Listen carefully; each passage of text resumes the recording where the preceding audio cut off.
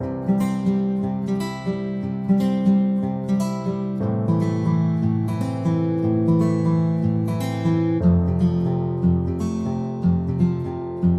بزرگ تھے، ہر وقت اللہ سے عافیت مانگتے تھے، ہر وقت اللہ سے عافیت مانگتے تھے، ہر وقت عافیت مانگتے تھے۔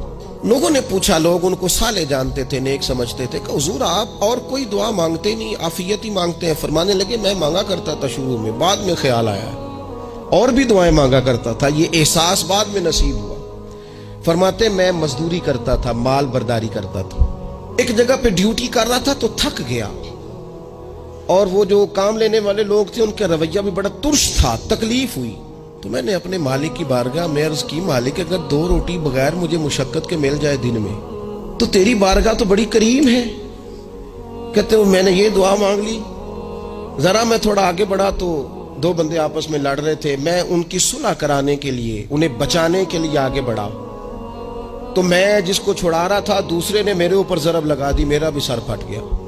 تھوڑی دیر کے بعد وہاں پولیس آ گئی، وہ تینوں کو لڑنے والا سمجھ کے اٹھا کے لے گئے، مجھے جیل ہو گئی۔ 2 روٹیاں بغیر مشقت کے روز ملنی شروع ہو گئی۔ دعا مانگی تھی نا کہ یا اللہ 2 روٹیاں مل جائے نا بغیر مشقت کے، کہتے وہ 2 روٹیاں روز ملتی، کوئی کام نہیں کرنا پڑتا تھا، پر جیل ہو گئی۔ فرماتے میں بڑا پریشان تھا، روز روٹیاں پابندی سے آتی اور بہترین آتی، کھانا ملتا۔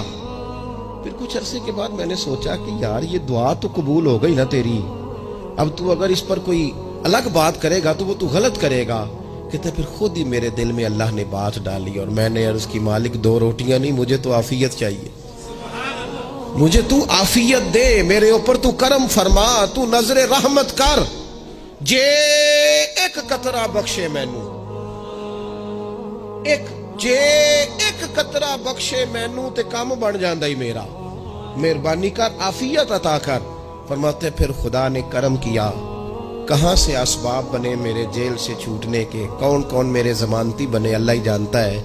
فرماتے ہیں دروازے بھی کھل گئے، رزق بھی ملتا ہے، صحت بھی میسر ہے، سجدہ بھی کر لیتا ہوں، سویرے تلاوت بھی کرتا ہوں، شام کو مدینے والے کی بارگاہ میں رج کے درود و سلام بھی عرض کرتا ہوں، میں ممکن ہوتا ہے تو کسی غریب کی داد رسی بھی کرتا ہوں۔ اب سمجھ آئی ہے، ربنا آتنا فی الدنیا حسنۃ وفی الآخرۃ حسنۃ وقنا عذاب النار۔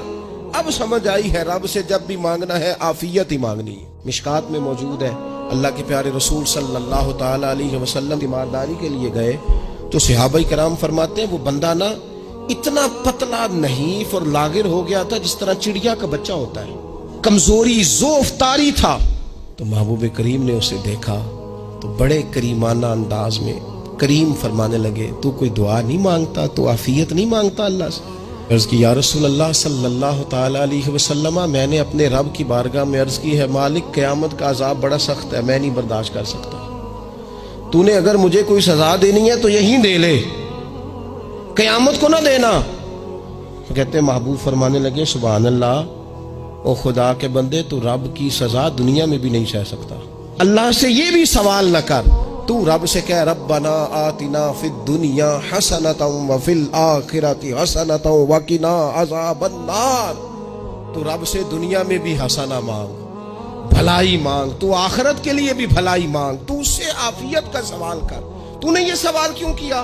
عرض کی یا رسول اللہ کرم ہو گیا ہے، مجھے سمجھ آ گئی، اب میں اسی طرح ہی کروں گا۔ عزیز دوستو، ہم کہاں سہ سکتے ہیں؟ ہم دنیا میں رب کی سزا ہم نہیں سہ سکتے، ہم کمزور ہیں تو گرمی نہیں سہ سکتے، شدید سردی نہیں سہ سکتے، شدت کی بھوک لوگ نہیں سہ سکتے، کوئی آزمائش نہیں سہ سکتے۔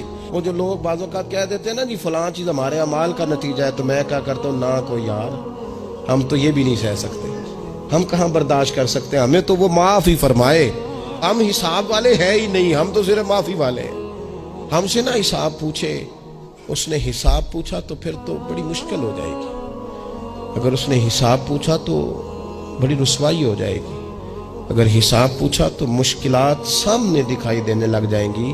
ہم سے تو وہ درگزر والا معاملہ کرے، ہم سے تو وہ کہے جا میں نے محبوب کے صدقے تجھے معاف کیا، جا تیرے لیے رحمت اور بخشش والا فیصلہ کیا۔